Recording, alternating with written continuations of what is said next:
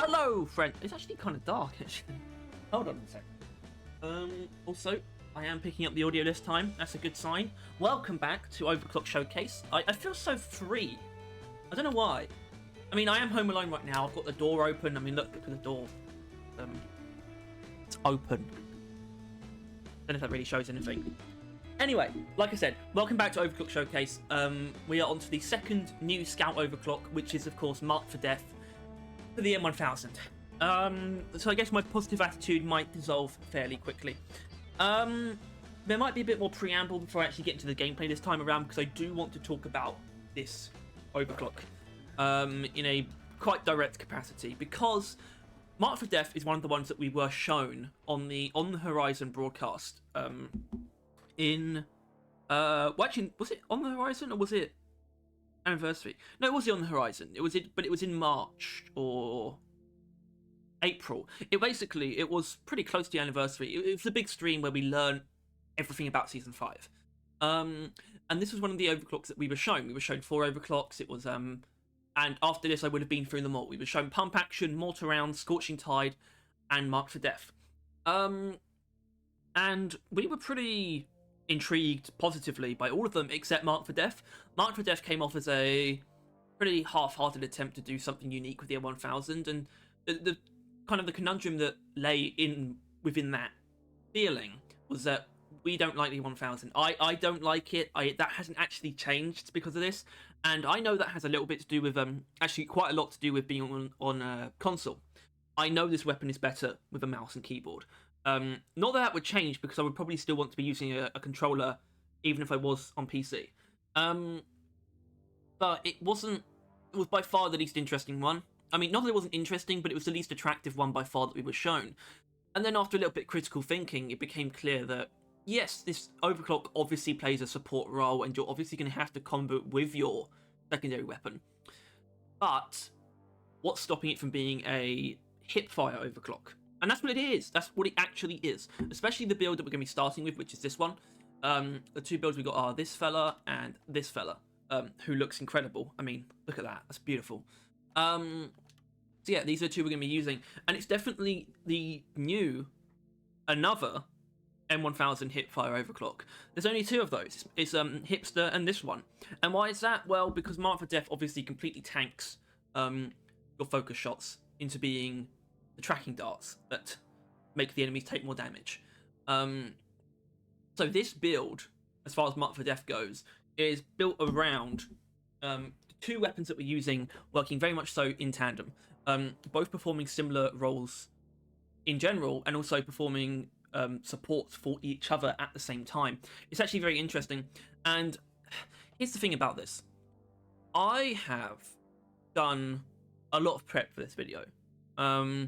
And I don't mean that in like the really comprehensive sense, where this is going to be like a really well thought out, well spoken video necessarily. I hope it is. I hope I do a decent job at explaining my feelings about the overclock.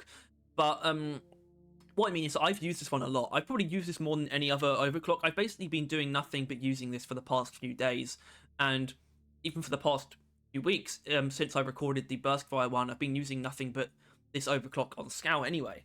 And so I feel somewhat comfortable that I know my way around this overclock, and that's why I've come to the conclusion that I don't like it that much. This is, in my opinion, this is probably the worst one that Scout got. I think I'm actually fairly confident in saying that, and it's on the weaker side of the new overclocks in general. And that's because I've tried so hard, and I've tried so hard to formulate builds that I think really work for it, at least 2 separate builds, and obviously I will be playing with 2 distinct builds in this video. But I've practiced with this overclock more than any of the others that I've done for the videos. And I'm still less confident in these builds than I am in any of the other ones that I've used. And I will reiterate what I said in the last one, which actually isn't out at the time of recording. I think I said it in the Crystal Nucleation video. It's perfectly fine for you to judge the builds if you think I'm just like slipping and just, proposing something that really is not cohesive as a build. That is actually perfectly fine, because my goal is not necessarily to make the best builds, it's really just to make very distinct builds. And I'm also trying to push myself to use things I wouldn't normally use. Look, gas recycling for the Zukos, I don't think it's a particularly great overclock. But I wanted to use it, and I found it to be a decent pairing with March for Death, so that's kind of where that came from. And that's kind of it. I'm just not that confident with this overclock, even though I've played with it quite a lot. So let's just see how it goes. So this is the first build. Like I said, it's based around both weapons working in tandem and supporting each other, and that's why this is a ammo-focused swarm clear M1000. We got ammo, we got recoil to help with the hip fire shots because we're going to be doing more of that on like general hordes than we are going to be doing with the other overclock. Magazine size is essential. That you're going to be using that for for any build with March for Death because look, it's pointless. Like, what's the point in taking that? There's no point. Yeah. Tier 4 is super blow through rounds, which is just because this is also a supportive crowd clearing weapon. Kind of. It performs both roles. Both weapons can do both things. Tier 5 is stun. It's the only one that really makes sense. With this build, Killing Machine makes a tiny bit of sense. But overall, I found stun is just the best option because it just feels good to hit them with that stun that also weakens them. It feels very smooth. It feels like the right thing to do, you know. And our secondary is of course the Zukos with gas recycling, built for just being decent. You know, it's quite difficult because gas recycling is not very good in terms of how it interacts with the Zukov's modifications. In fact, the Zukovs are really not a great weapon. I think they reside in a category with the Zukovs and the Burr. I think hold a special place in that they are secondary weapons. They are the two weapons in the game that I think need the most attention. I think both of those weapons need Stubby and Sabata-esque makeovers. I think the Zukovs are in a really bad spot, and the Burt. And the thing about both of them is that their mod trees aren't great. I think the Burt's mod tree is slightly better, but what really brings them down is that their overclock selections are really not good at all. But gas recycling is an overclock that I've had an affinity for a while. I've never really liked using it, but I've always liked the idea of it. And my idea always came down to I really wish it had armor breaking, and I think that was a season 3 change where they added armor breaking to gas recycling, and that kind of changed my opinion on it quite a bit. It's definitely, I have a more positive view of it now. I don't think it's great still, but it's not terrible. So tier 1 is ammo because just for experimentation I found that you just need a bit more ammo than you would otherwise have. Even though our damage could be better. Tier 2 is magazine size, but obviously that's just to offset things a little bit. Let's just give us a bit more sustained DPS and a tiny bit more ammo. In fact, that's not even really worth the consideration. It's actually only 5 more shots, so that's not really even a thing. But that's only because I don't really care for the rate of fire and reload speed. Don't feel particularly needed. It already has a very the rate of fire is already very high, and the reload speed is already very high as well. Tier 3 is accuracy, which is basically essential if you want to be able to do anything at medium range. The gas recycling makes this thing so ridiculously inaccurate, it's actually really upsetting. So I really strongly recommend accuracy. It makes it feel a lot better. Tier 4 is blow through. I don't think this is a surprise. Ammo isn't insane. Obviously, weak point bonus is because it doesn't do anything. But I think blow through is always what people are going to be picking with gas recycling. It just makes sense. Gas recycling is clearly demanding to be a swarm clearing general purpose weapon. So blow through is where it's at. We've got 2 weapons with blow through, and that feels pretty good. I don't usually like leaning on blow through as my swarm clear, but when both weapons have it, it actually feels a little bit better. And tier 5 is get in, get out because we don't have electricity, and it helps with movement a little bit. Pheromone canisters are there. They're kind of left over from other builds that are on this slot, like the firebolts, but they work quite well with this, I think. Because where this build suffers is against really large groups of enemies. You know, the kind of groups that you would normally use IFGs on might be slightly smaller groups, and I think slightly smaller groups are perfectly fine. But when it comes to really big groups, you don't have the immediate killing power to really deal with them that effectively. And that's just sort of a case of what happens when you use these 2 weapons with these 2 overclocks. But it is covered by the pheromones. They work very well for controlling and helping us take down really big groups of enemies. Beastmaster is also there because I'm starting to realise it's basically essential for Scout. It really just patches up any holes in his killing power, or mainly his area killing power. It's actually, is it on everyone yet? Not quite. This guy hasn't got it yet. Because my standard perk setup is always dash and heightened sensors. On Scout, that's always changed. The dash has always changed to hover boots, but I think I'm starting to change heightened sensors into Beastmaster as well. It's just, there's no reason to not take advantage of it. Anyway, so this is quite a general purpose setup for Mark for Death. I actually want to reset the lobby, see if I can get a better mission. It's a very general purpose one, so you should be able to take it to just about any mission and be fine. The other one is also very general purpose, although I would say it's probably... Actually, they're both quite general purpose. I wouldn't say that either of them have a particular bias. Also, nothing's really changed with... nothing's changed. But I kind of want to get this assignment done, so let's just do it. Up and play vulnerability to add a bit of an extra hazard. I like to test the builds in that way. This might go terribly. Honestly, the one thing I've noticed is that both of these builds struggle a lot on escort duty because of the amount of pressure that you're under. Similar issues actually crop up in deep scan. I guess there is a weird aspect to this overclock in that it is obviously a support overclock. To deny such a thing would be heretical because it is a support overclock. It's meant to be used to really help your teammates dish out some really big damage.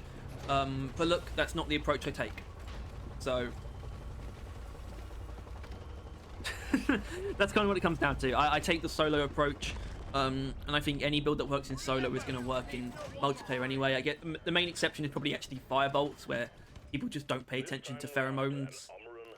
Pretty much any pheromone focused build, like pheromone bolt focused build, kind of falls apart in multiplayer because even if they're your friends, right? Even if they're people that you're communicating with, they still fucking ignore the pheromone enemies. I do as well. I'm guilty of this. I ignore them as well. It's really hard to take that into consideration. That's why you're just so subconsciously devoted to just killing everything that you just can't really be bothered to act on, whether you noticed it or not, you just can't really be bothered to act on the fact that it's a pheromone enemy, which means you should probably leave it to work as a vessel for crowd control. Luckily, well, I guess we are using pheromones. Pheromone grenades go down a lot better, I think, in multiplayer. Obviously, pheromone bolts have the problem of only affecting one enemy. They're still very strong, by the way. I mean, pheromone bolts are quite a deadly, quite a comprehensive and powerful package of an upgrade, because they are individually, it's a more powerful effect than the pheromone grenade. But obviously, only affecting one enemy does it some disservice. In fact, no, they definitely shouldn't buff the pheromone bolt. The pheromone bolts are really good. I want to actually delve into some pheromone focused builds in the future. I think that could be a lot of fun.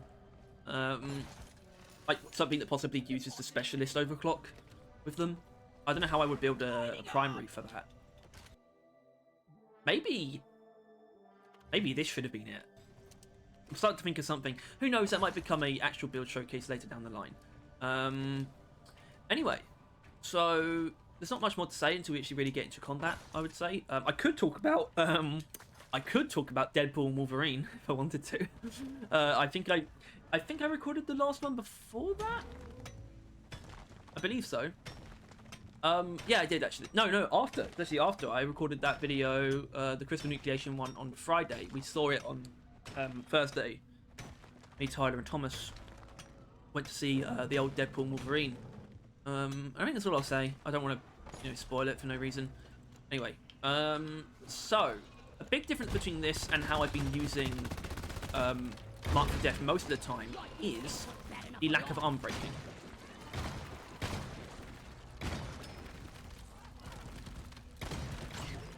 Hold on, let's just deal with these idiots. I don't want to use a pheromone, so I'm just going to try and grab someone. Oh! Of course, we do have play vulnerability on pheromone bolts, so I think it's going to be needed, actually. Which is not my preference, but, what can you do? Mate, just stay still. Yeah, so... Yeah. Kind of exposing my terrible aim a bit!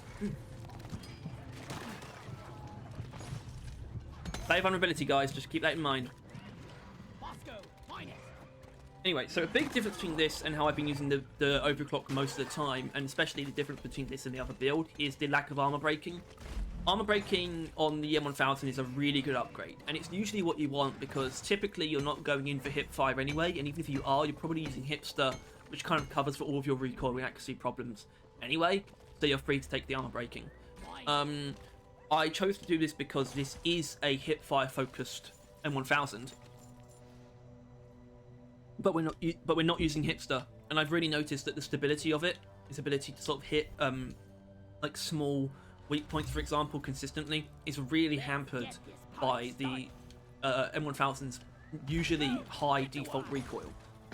So I thought it was important to make a change there after using this build quite a few times. And so far it's felt pretty good. It actually makes that sort of helps really consecrate the pairing aspect of this. The fact that the two weapons really are a combo, they are a pair. We will be using the Zhukovs because we're lucky enough to have had gas recycling be buffed to have armor breaking. It means we're going to be using the Zhukovs to strip enemies of their armor, particularly Brundles, Shellbacks, and Praetorians would be the main ones. Also, there's a Stalker about, which I want to be very wary of, because a Stalker will do a lot of damage. Do like Steve. Don't hurt Steve. So yeah, I guess we should actually talk about, though, the strength of Mark for Death in and of itself. So, Mark for Death, it adds, when you hit an enemy with a focus shot, it makes them temporarily take 155% more damage, which is a lot. It's a big increase in damage. It does a lot for the M1000 as like by default in its default state. It's really quite good at dealing damage, in my opinion, in both forms. Lazy Maybe recommended always taking the damage mod. I think that advice is sound, but I do think there is Overclock comes off pretty well in both cases. Also, this is a Tritolite deposit, which means I'm actually normally I wouldn't be doing this, but in the context of a video, I actually like to use Tritolite deposits to just an opportunity to play a survival sort of lean into a survival playstyle and see how good the build really is. I mean, it does have a little bit to do with the placement of the bomb dispenser. No, I can't really be bothered to do it properly, but, you know. I guess the main thing about this, though, is kind of, if we're just going to keep getting grunts, it's not the greatest showcase for Mark for Death, but at the same time, it still kind of shows that it's a, you know, it helps prove, I guess, the M1000's worth to me, because I'm a big M1000 doubter. I wouldn't say hater, just big doubter. And this has kind of undone some of that.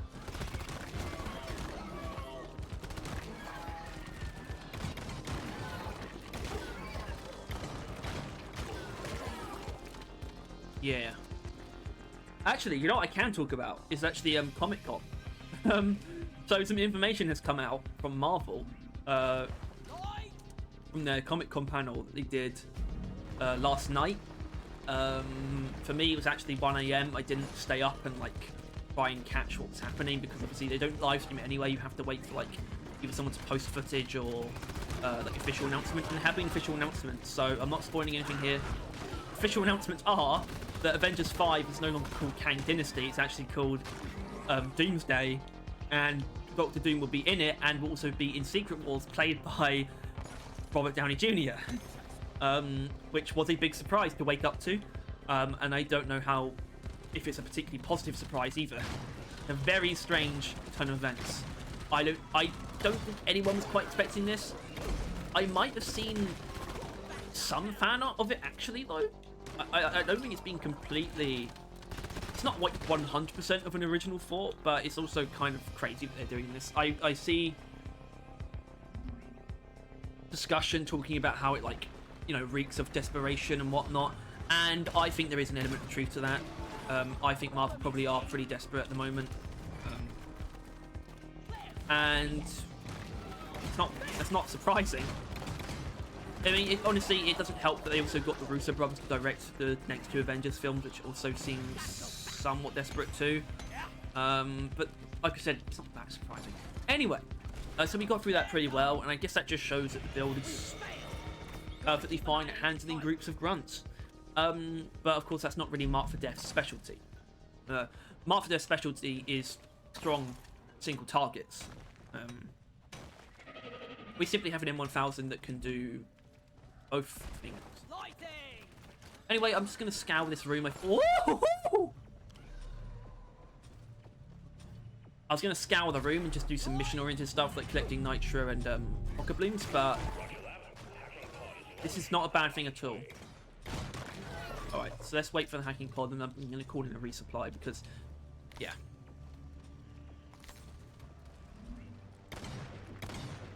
But what I found, actually, while this Overclock is quite good against pretty much any single target, it shines the most against Dreadnoughts and Oppressors. And Dreadnoughts is not surprising. There's this kind of weird, like, just magic built into Deep Rock where single target stuff is, like, always, like, surprisingly good against Dreadnoughts compared to the more normal single targets you experience, which is, like, I would say Oppressors are actually the best example, but there's a lot of stuff that is actually quite bad against Oppressors that is, like, really good against Dreadnoughts. And that has a lot to do with the Oppressors actually having the most resistances in the game, and also having a very normal weak point. Like, Oppressors, I don't know if most people know this, Oppressors' weak points are only a 1 times multiplier, which means Oppressors' weak points, you deal the same amount of damage to an Oppressor weak point as you deal to any other enemy's body. The only difference is that you will get weak point bonuses if your weapon has them, but you're still only dealing the base damage of your weapon to a Dreadnought, to an Oppressor's weak point. Dreadnought's a bit different than that, so it's very noticeable when you are affecting that big health bar in that way.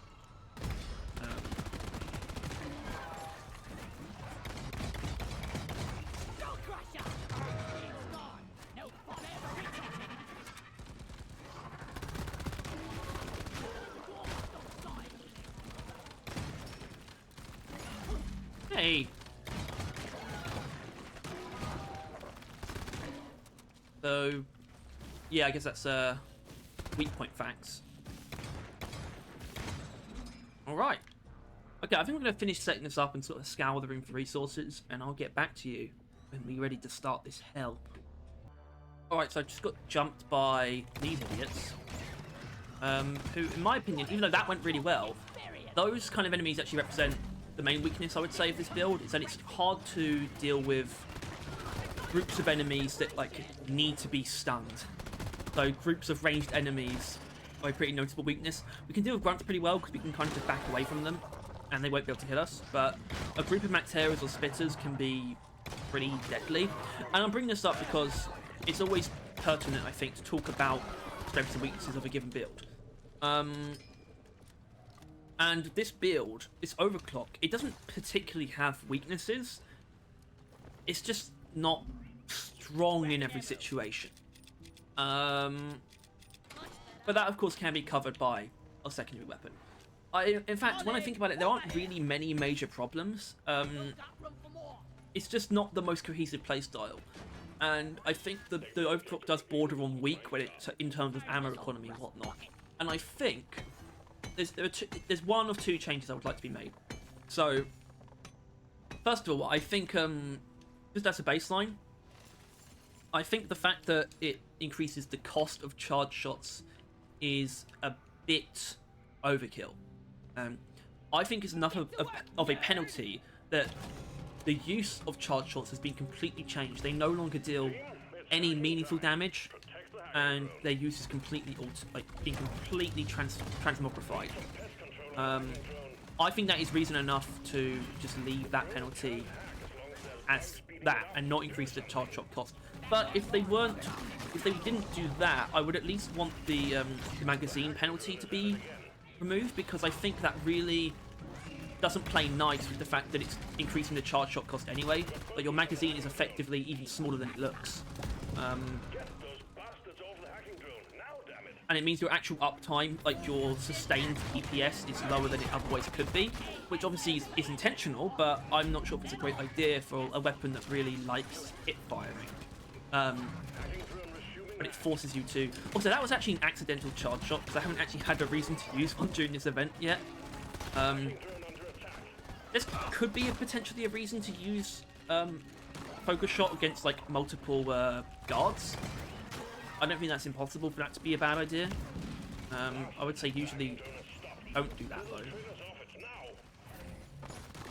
And that's the benefit of the actual. That's actually the benefit of the ammo. I would say is that we can kind of justify using the M1000 in a way that isn't like that particular to mark for death. Have we finally got a patrol bot? Because I wouldn't mind killing a patrol bot.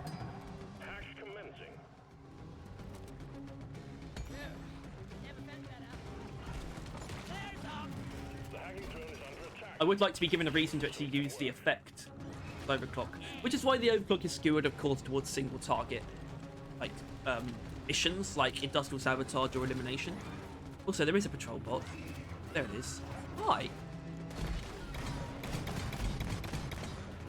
Yeah, that's my amazing aim to play.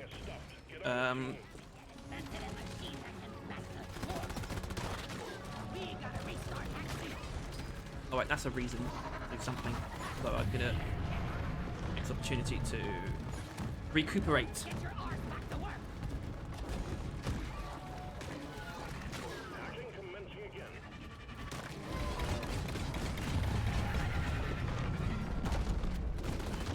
All I'm saying is it would be nice if I could kill that oppressor with one clip.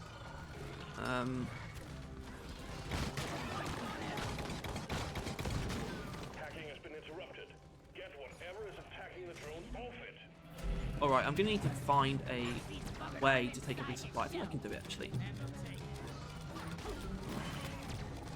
Whoa! Okay, I wasn't actually expecting that to work. Probably didn't deserve that. I'm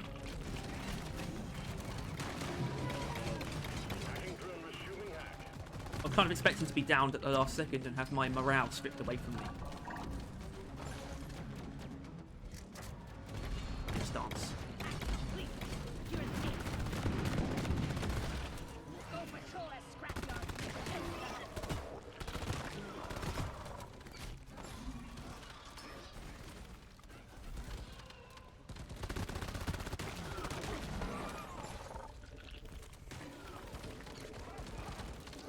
No, it's actually going better than I thought it would. I let almost get myself killed, which is half of the course when I engage in vocal bravado. But I mean it. That was a little. I thought that was going to go worse.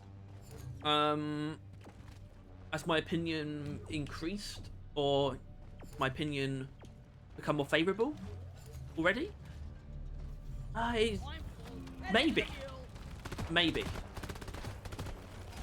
But the weird thing so far. Also, I'm quite wary of my precarious health position, and I'm trying to not let that affect my opinion as well too much.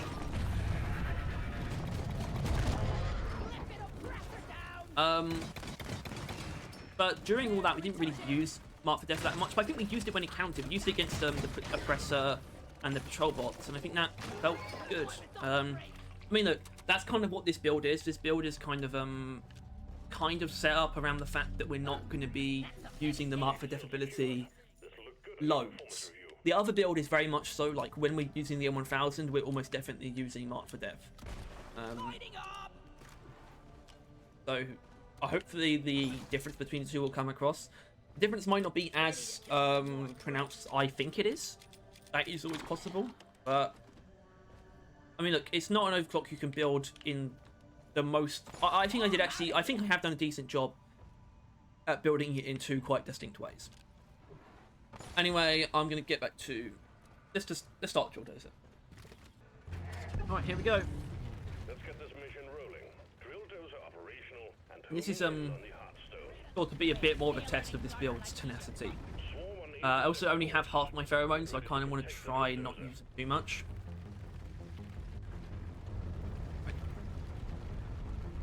Bring on the wall!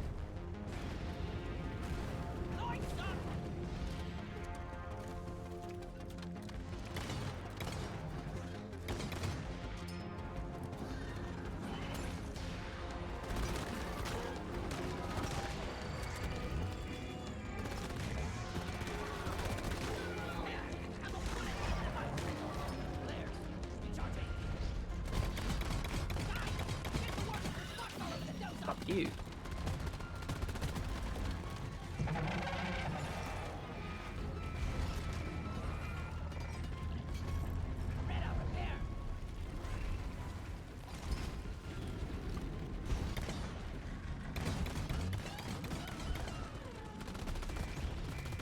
Whoa! Not a grub. The stalker can kill me if it wants. Refill them, and we'll have this show on the road again soon. Stalker down! Those are before you take damage! We are free from press lightning!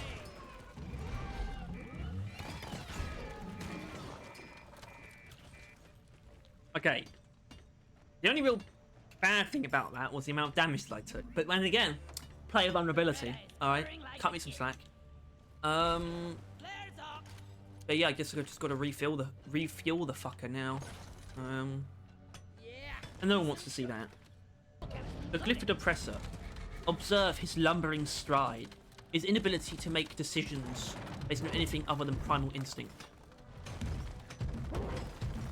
But also to bury his ass in the ground and stop me from shooting it. It's rather impressive.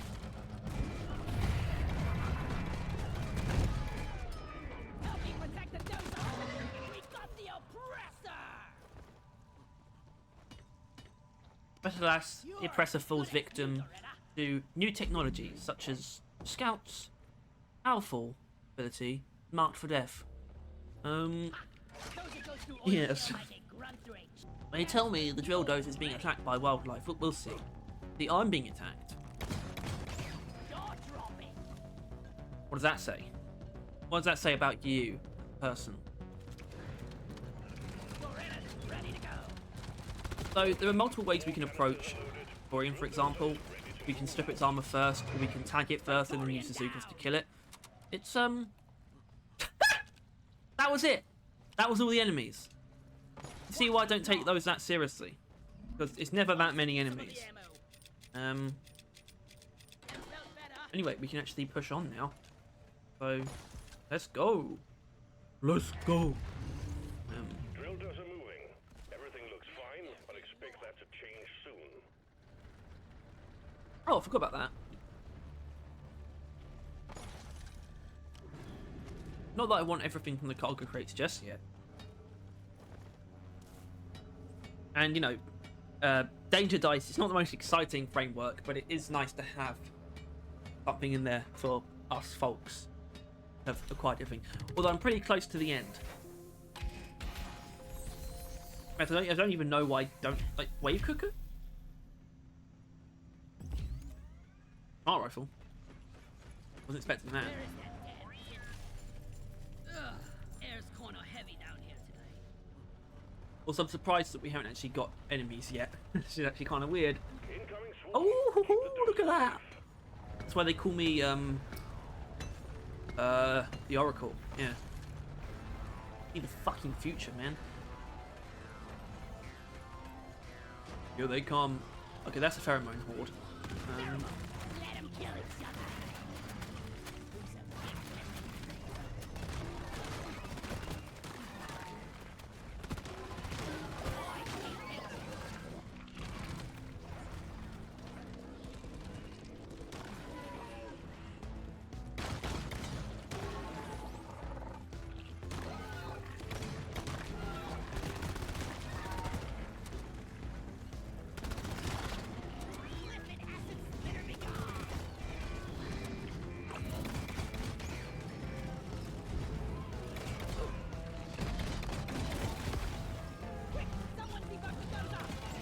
Spitball is another thing this is very good again, especially the higher damage version. It's quite an impressive speed, which we can eviscerate a Spitball's erectum. And Spitball infectum,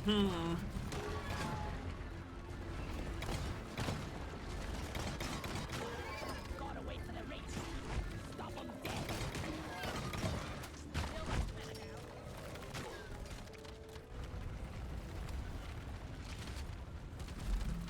It's not a magic, just a core stone sitting in this room somewhere, is there?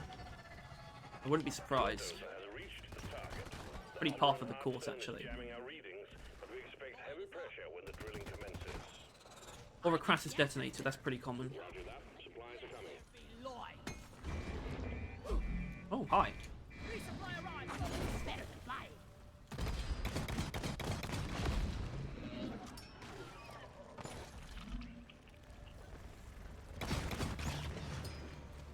Beretta needs maintenance. Damn it, hair. Right. I want to focus on the shell back. Where's it gone? There you are. Come here. I hate everything. Nice. so much.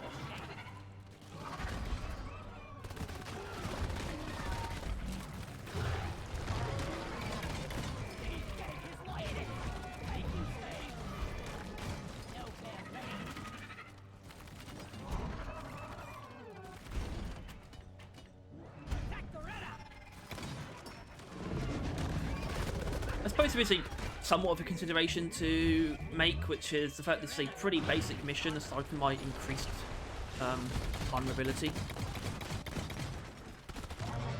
But you know, it is still Hazard 5, and the majority of the player base still wasn't playing Hazard 5, so that really bring it down anyway. It's Escort duty, which I do genuinely consider a harder mission than the others.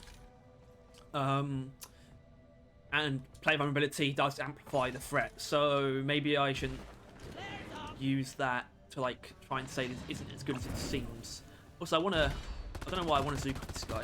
Yeah, bad idea, because Spitballers have quite the vulnerable weak point. What the fuck? I wonder if this can make the flare gun do any noticeable damage. What if it made the flare gun do like really good damage? That would actually be funny as hell.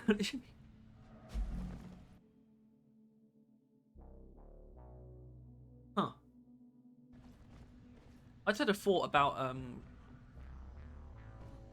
Rotary Overdrive. Rotary Overdrive does the neat and cool thing of introducing well, actually not introducing.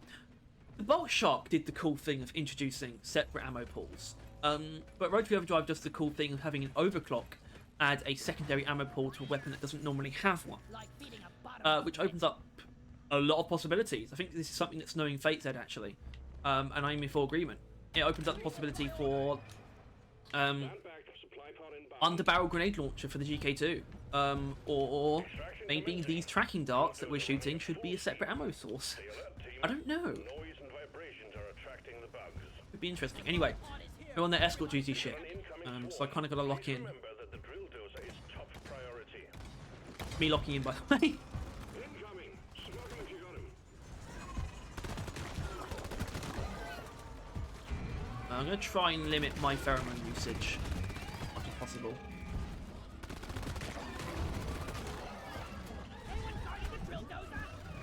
If I can try and avoid using one in the first stage, that would be quite nice. I might use one pretty quickly in the second stage just to deal with this bundle of foons. That's neither here nor there.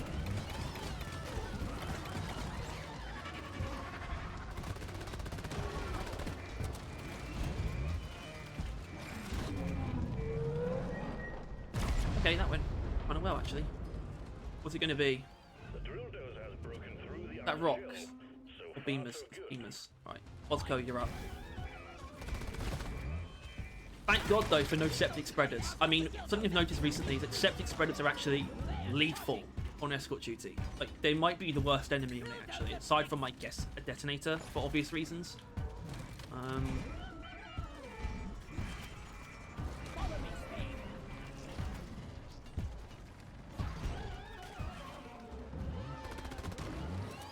At least I hope the reasons are obvious. So why hasn't there been another one? I remember I used to have Bosco, when I used to use Bosco properly, I would have Bosco shoot a rocket at the beamers to destroy them, but you can just mine them, and especially if you have like the increased mining speed mod for Bosco, he just goes nuts. Such a quick worker. Wonderful. Love him. Will that beamer go away as well? I'm not sure. It will. Okay, cool. Attention team, to keep the drill dozer running at full capacity, you need to keep it clear. Now I have an excuse to actually use We got an incoming swarm. the thingamabobs, the pheromones, pretty liberally. Like now. I didn't really need to do, but... Swarm, it's a big one, team. Let's actually use... Wow. Great. Okay, whatever. Don't use Mark for Death on anything other than, you know, big enemies. It's not worth it. Whoa! Speaking of big enemies.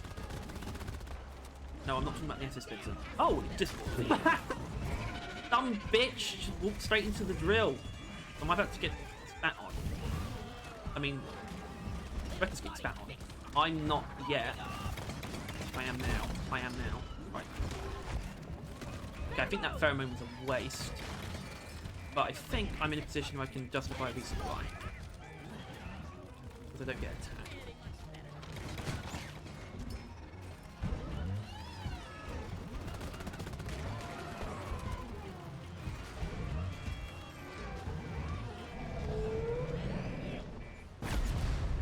Oh. Swarm approaching the drill dozer. Oh, what's it going to be? Down and load up. Flying rocks? Why not? Extraction at 75%. Almost We can there. deal with those. Kind of. Maybe not. Hi. I put some shells in the shell rack. We got a big horde of enemies approaching the drill dozer. Defend it or die. Okay, so Mark for Death doesn't work on flying rocks. Noted. Pheromone. Crawley's attacking shell armor. Swarm! I repeat, swarm! Dorito won't make it like this. Oh, that's death. That's what you get. That's what I get for being fun. Also, I realised this is I think it was the first 5 video that ended up being pretty long. I don't know what it is with Scout and the videos being longer. Step up your game, team. There's nothing behind it. There's no agenda. It's just happening for some reason.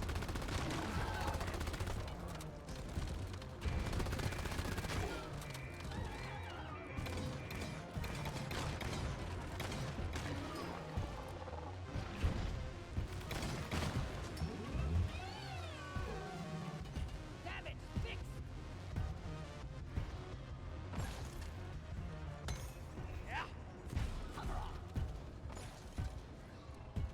I'll try to make the next mission quick, because the next mission is probably going to be elimination. That's just kind of how it goes. One of the builds is always more suited, and elimination is great because you get the dreadnought, so you get to really prove the single target damage if that happens to be an aspect of the build. But it also throws big groups of enemies at you anyway, and also complicated caves that tend to have like lots of stationary enemies and usually events in as well. When you're ready. Elimination is just proven time and again to be like the most conducive to good videos, I would say. I don't know if it is my favorite mission type. I think Mining Expedition still holds that. But I think it's probably in second place. That and Deep Scan probably hold second place together, because Deep Scan is really good. Anyway, Drop pod has arrived. this is going to be a weird shake-up, I guess, for the next build, though, because it's a very different playstyle. The next build isn't as friendly to, you know, a fun experience when you are mostly dealing with large groups of smaller enemies. It can still deal with them quite well. We combine IFGs with explosive bolts to deal with groups of enemies like pretty effectively. But there is definitely a difference in what the two are good at. But what that build has is the ability to do pretty damn well against beefy enemies. I mean, it kills Praetorians and oppressors noticeably quicker. It does wonders on Wardens. I mean, it does anyway, this Overclock, but when you have increased damage and increased weak point damage, it just sends Wardens to oblivion. Really great.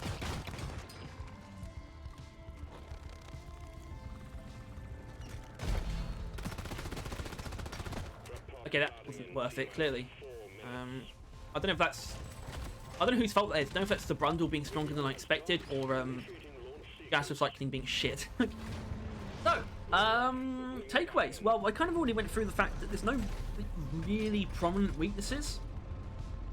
It's just not great in every situation, and it doesn't do that well against groups of... I guess groups of ranged enemies. Like, it's not it's not great at disrupting stuff, you know.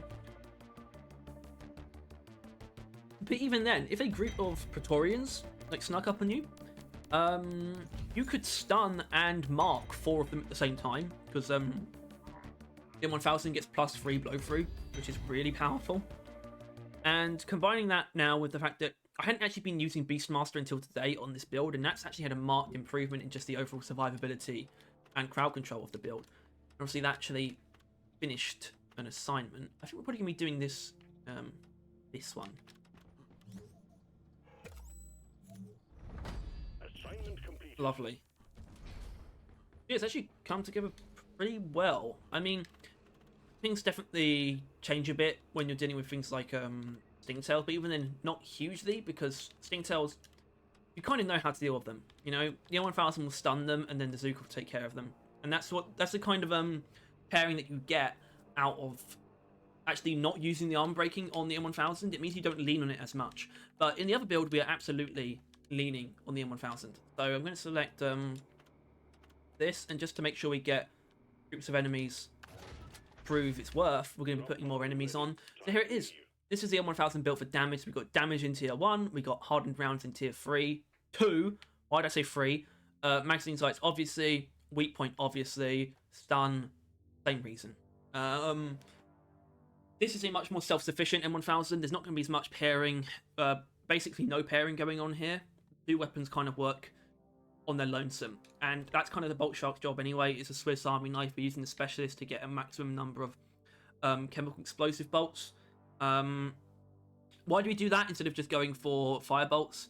That's because of the way the M1000 is built. The M1000 really... There's 2 things that you use the M1000 for in this. We will be using it on pretty much everything because it's hard not to, but the main things are web splitters and anything stronger than basically Stingtails and up in terms of health. Why web splitters? Well, because it can one-shot them, but so can the Bolt Shark. But the Bolt Shark can also one-shot acid splitters and grunts and Mactera spawn. With the normal bolts, of which we have 20, it's more than enough to do decent work with. It's one-shot cave leeches and things like that. The 2, there's a really nice synergy there where they work very well on their own in the context of being in the same build.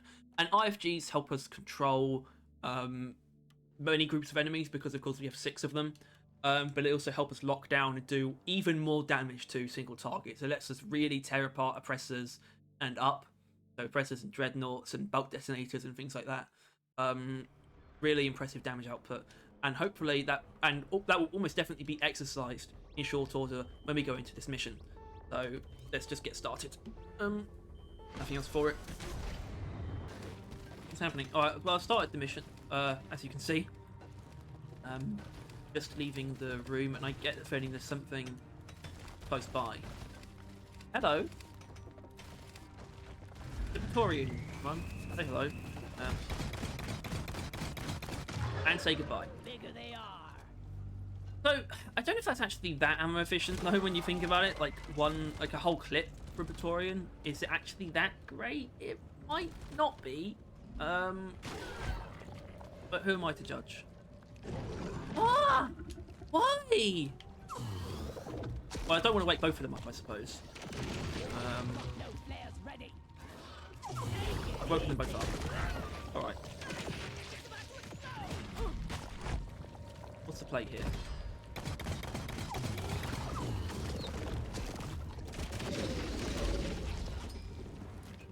Right, fuck it, I need you, Steve. Right, I'm gonna poison this idiot. I'm gonna accidentally wake up that one.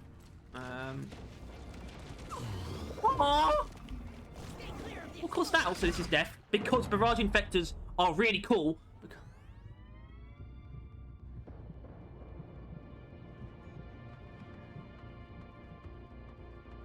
Save by a machine. Barrage infector minutes end. Die, monsters! So here's the thing about the damage. I understand Lazy Maybe's recommendation to take damage over ammo, but the efficiency is just markedly worse. It's very noticeable that you use a lot more ammo, just much quicker. I do think it is technically more efficient per shot, but it doesn't. I don't know. I have weird feelings about it.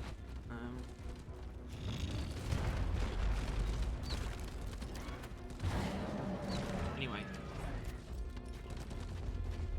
what do I want to have? I think I actually want to use the IFGs during the shield phases, which means first of all, we need to back away from that. Open up. Bring the hammer down. Look at that. That is quick.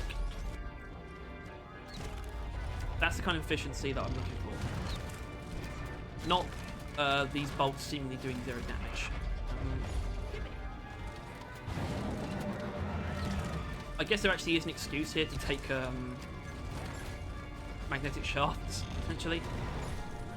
Anyway, so me being the weirdo that I am, when I'm using explosive bolts, they tend to come into play more than you might expect against dreadnoughts, and I tend to just wait things out.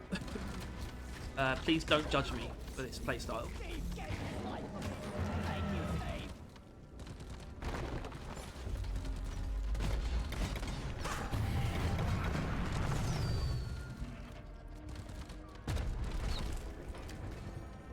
So here's a nice group of enemies actually. Oh, I kind of want to aggro these guys because chemical bolts. That's the only reason.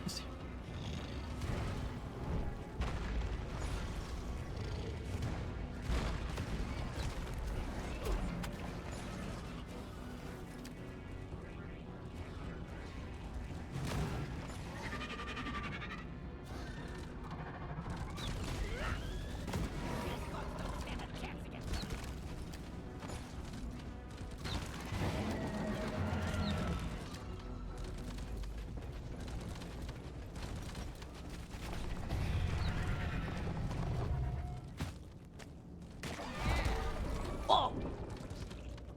Poor bastard. Poor bastard. Never got to see his first winter.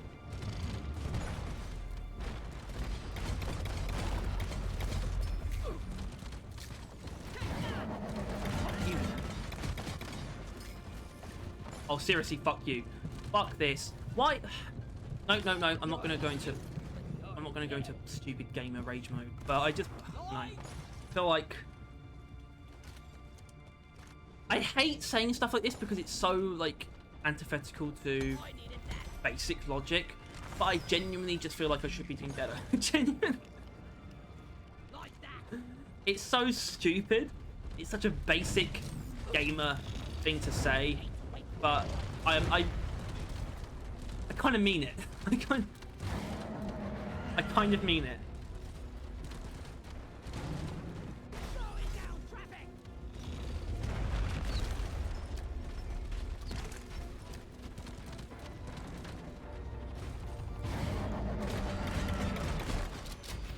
Alright, that's fine. That's fine. We used a lot of ammo. I mean, there is the fact that I am doing that from time to time as well. That bolt retrievable.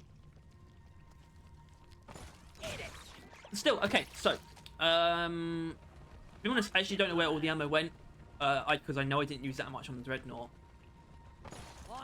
And I only used one clip on Borean beforehand.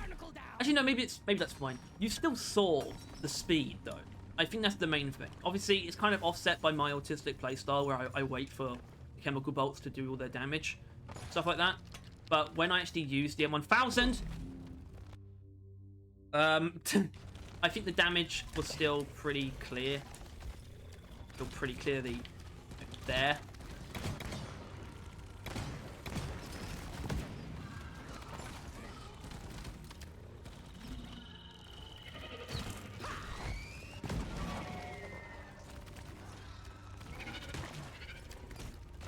Anyway, you're coming with me. You're going to get... Alright, let me explain myself.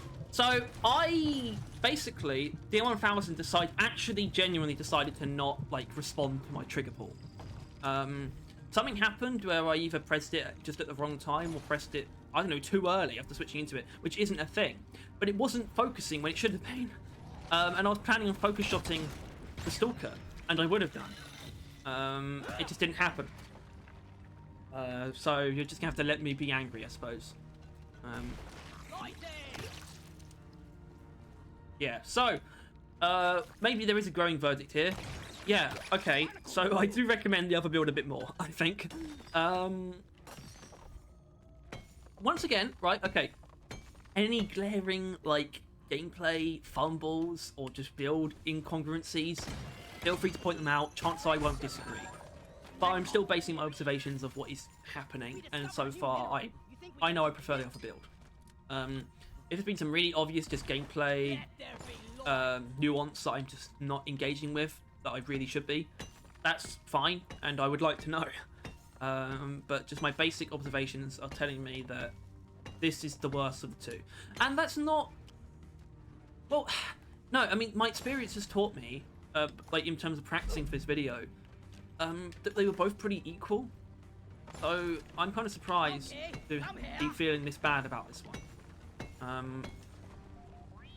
I don't know if it's just unfortunate circumstances or just not being quite in the right headspace. Like, things can just happen that just make a bad impression.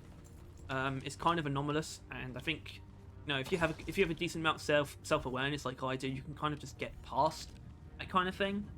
Like, I know this build can be quite strong. Doesn't make this a good showing. Let there be light.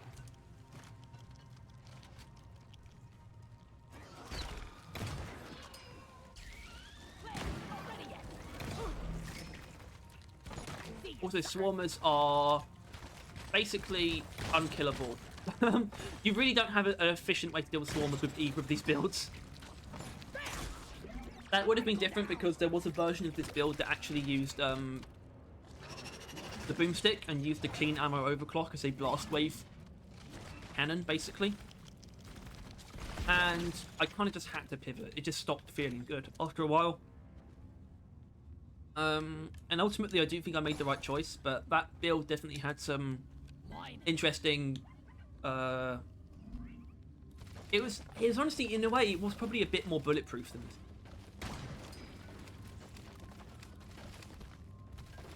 Anyway, am I gonna want to like not be so brazen about this? Am I gonna want to hold fire? Is this room going to be filled with pain and death? No, but it has got jet boots. I don't want the jet boot. I mean, I know I'm having a... You know, I know this isn't a great mission, but still, I don't want it to be skewered by jet boots. So I'm going to have to refuse, unfortunately, the jetty boots.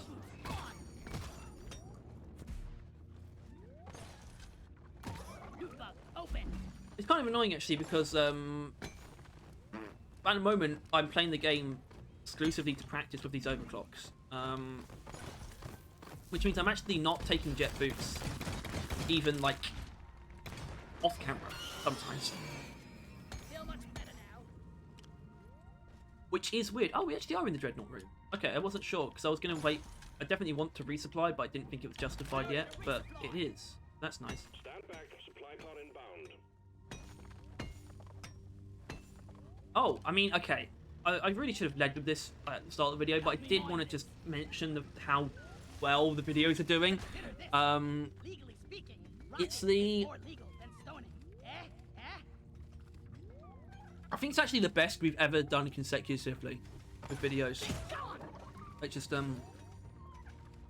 guess it's just the best streaks that we've had.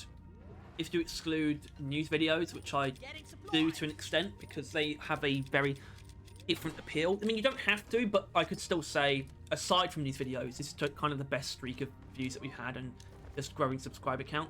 Especially with the Mortar Rounds one getting 2,000 views, like, relatively quickly. Really appreciate that. Thank you everyone who's watching, everyone who's liking and commenting and subscribing. It all just makes the wheel keep turning. Getting yourself closer to our one and only milestone, which is the humble 1,000 subscribers. And if you're not subscribed, you can help us get there. Keep that in mind. You snooze, you lose. And we genuinely appreciate everyone who subscribes and just watches and does anything to do with our content. Frankly, we don't deserve it, but doesn't stop it from being really cool. Okay, so twins. The guys who I always have trouble with.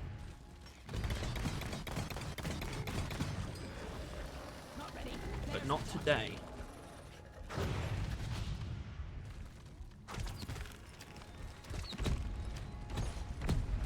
Bosco, first of all, you need to focus on the Lacerator. No, the Arbalest, because the Lacerator is the one where we're really going to pull out the damage, I think. I can't really excuse doing that at the moment. I want to, you know, IFG this up a bit. You know what, let's do it. Fuck it. There you go, there's the damage. Obviously, they're going to heal, obviously, but it's worth it. It's worth it for the fun.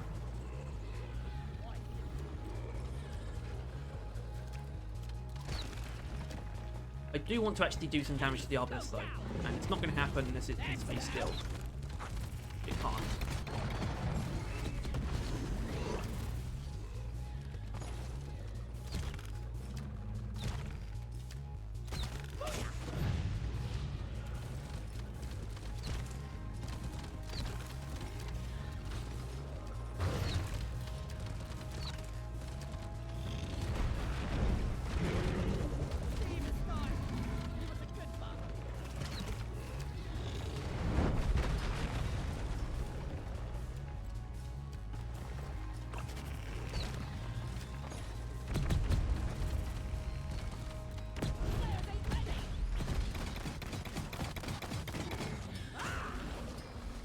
Okay, that was close to just doing it in, like fully. Anyway, I think I probably don't need to resupply to kill these guys. We'll see.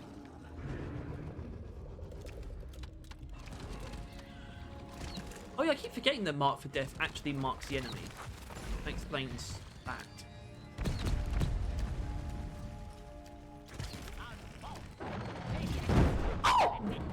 Yep, they kind of caught me in their little doom sphere.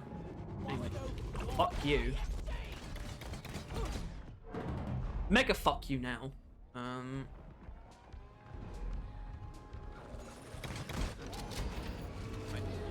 He's dead. Where'd he go? Yeah.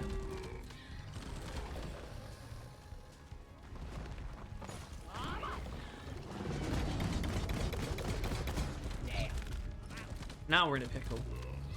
But not really.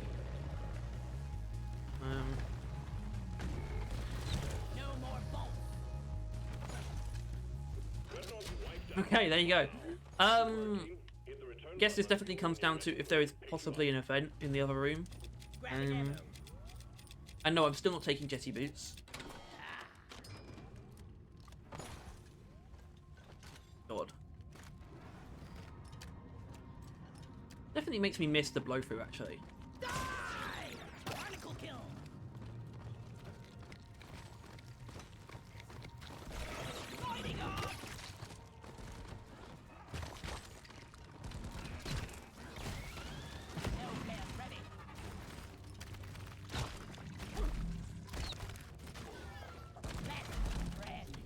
Alright. Okay, good. Good, I'm missing shots. It's great.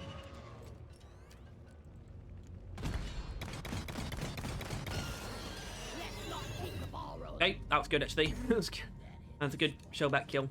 I'll give myself that one. So yeah, this one is definitely... I'm definitely leaning towards probably not the best pairing, but I can still...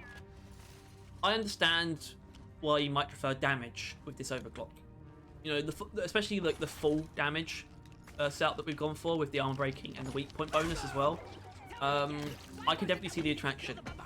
It puts like pretty tough enemies down impressively quickly, especially when paired with the IFGs.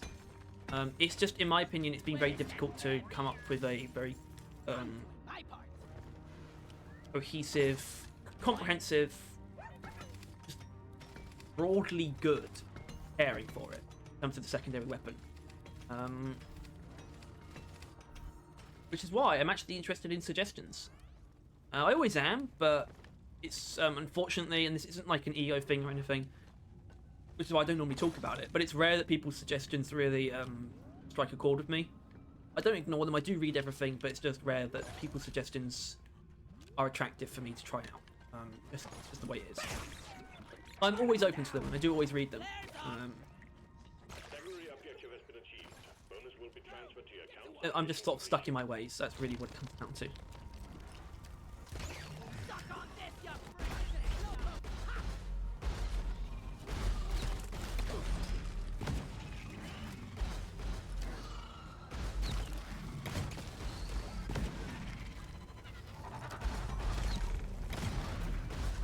Wait, flare recharge.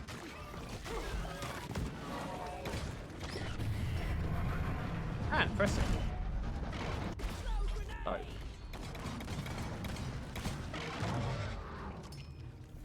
Much better than... I thought so. I thought I spotted an Omen, which is a really dangerous thing, because if I go down, it's over. I'm going to go down anyway because of these idiots. Right, well, the Spitballer's no trouble.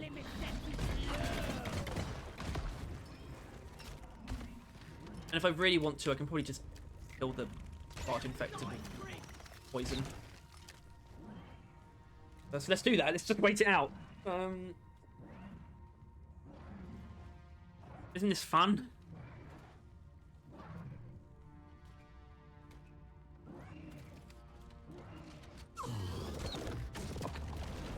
Oh no!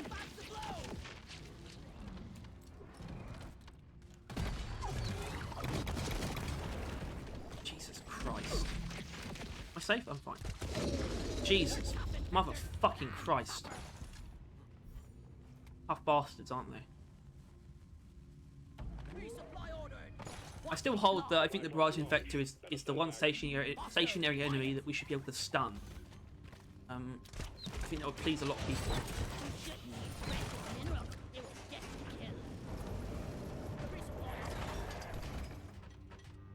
Okay, we've got drones. I think I know how to deal with this.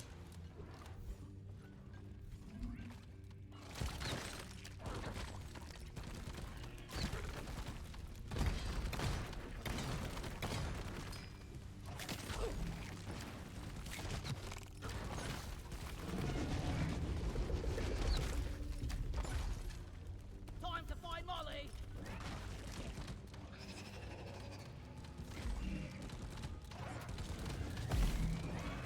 Do you mind?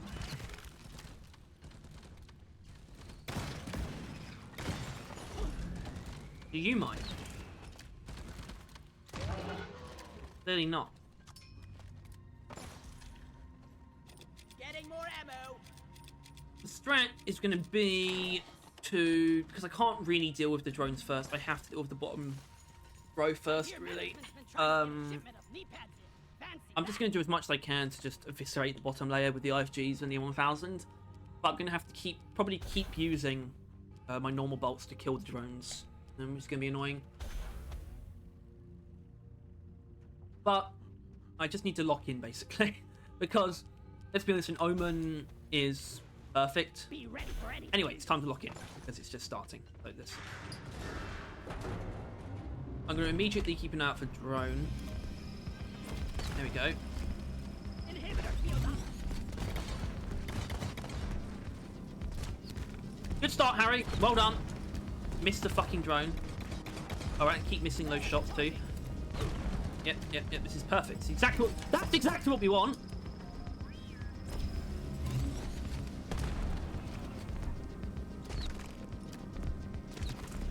Oh shit! Fuck. Fuck it. Fuck Mark there.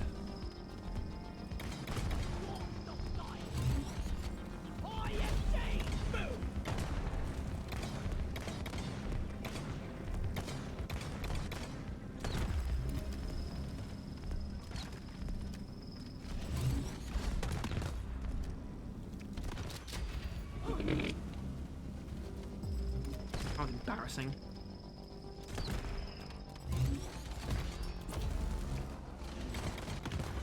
I don't even know if it works.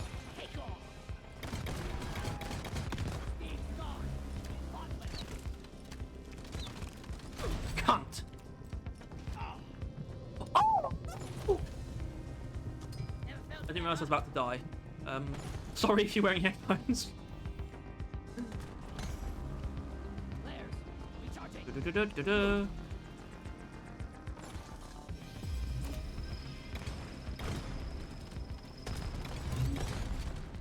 And yes, that does work, by the way. Chemical bolts do deal damage over time. Okay, Bosco, go look over there. I want to see if this actually works. So, I'm going to start with this one by itself. Right, let's keep the structure and make sure it's actually open for a full amount of time. And then this one we're going to mark. Okay. It works. I guess the Omen isn't the greatest test because you kind of have to... marking a single vent isn't like the greatest thing in the world. I would sincerely suggest maybe it should actually mark all of them at once on a single segment. Because otherwise it's just too finicky to be good in the situation where it should be. Like, this is an Overclock that absolutely should help you out against an Omen and not actually be counterintuitive, which it was, because marking one vent at a time and then having to focus on that one, even though they're moving around, especially on the bottom layer, is counterintuitive. I think pretty objectively. Anyway, so this build was strong. It deals with single target threats like high HP enemies very well, but it doesn't have a lot of breadth. This is probably a better one in multiplayer, to be honest. Even though it's not very supportive, you would kind of just become this like just machine that just singles out the most dangerous enemies and just obliterates them. And of course, the combination of IFGs and chemical bolts does help us deal with hordes just fine. But there is a tedium to this that I think is worth pointing out. And the tedium does come from the Mark for Death playstyle, I think. So, yeah, I think the first build that I showed is just the more flexible of the two. I definitely prefer it. It's actually going to become... That one's more likely to stay as a build that I have and use, I reckon. Even though I, of course, did suggest a weird pheromone build with it that it might become a video. Who knows? Sometime in the far future. I'm almost taunted as like... What the hell? Weird. Hey, Bosco. Rock and stone to the bow. What the fuck? Wait, can Bosco become a fear machine? Hey.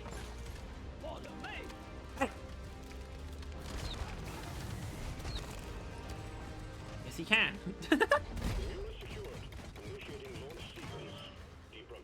I remember when Banshee bolts could fear oppressors and dreadnoughts and bolt detonated. Wasn't that a fun time? Anyway, so that was Mark for Death. A weird and really more mediocre than it should be Overclock. I think with some small tweaks it could become like just straight up good. I think it's a hair off being like you know, a balanced Overclock, a 3 out of 5. That's our rating system. Where you want everything to be at least a 3. 4 being optimal, 5 being you know, like must pick or overpowered. This is currently at a 2, I think. A high 2, maybe, but still a 2. I would say it's suboptimal. Probably better off using Hipster or EFS somehow. I think I actually mean that as well. I think I actually genuinely think maybe electrocuting focus shots is better, which I never thought I would ever say, but I am saying it. But either way, this build is still definitely worth using.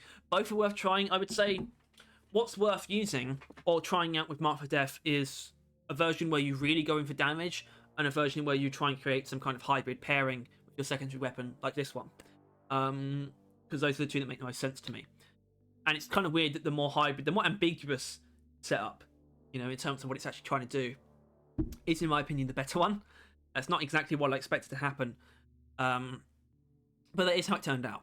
But much like always, I absolutely recommend trying out these overclocks for yourself. And if you are lost for builds, then I would recommend using mine and just seeing what you think. But that's going to be it. So next time will be smart trigger with a smart rifle, which it should be fun. I know that much. It will be fun. Anyway, that's it.